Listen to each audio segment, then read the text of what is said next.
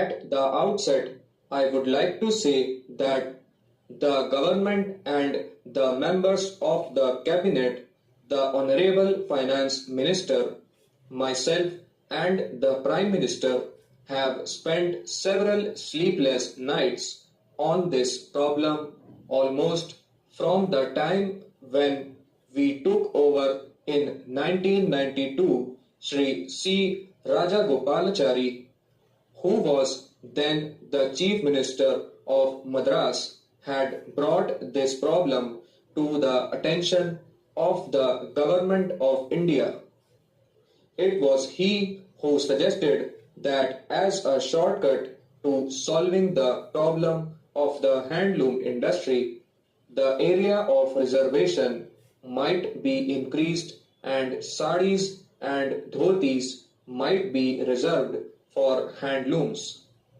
He was impelled to do that because of the intense suffering of the handloom weavers in South India. The Madras state, as it then was, retained the largest number of handloom weavers. There is no point in our saying today that millions of families are suffering or in our evaluating them in terms of numbers for the reasons that our statistics are all wrong. But there is no denying that the quantum of human beings dependent on the handloom industry is a very appreciable number. It does not matter whether the total number of handlooms is 28 lakhs or 16 lakhs in 2002. So we need not quarrel about the numbers affected.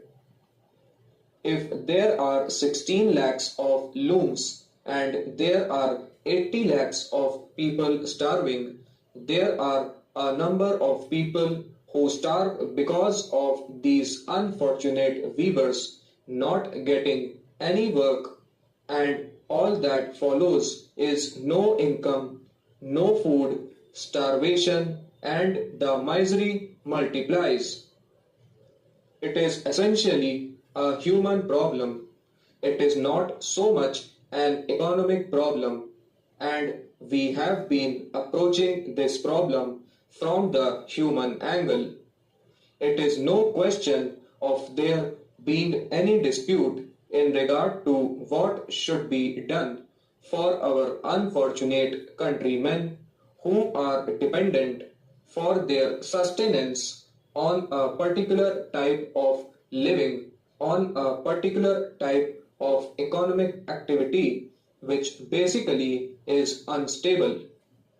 But somehow or other, it is the responsibility of every citizen of this country and of the government, which the citizens have placed into power, to see that that misery is relieved.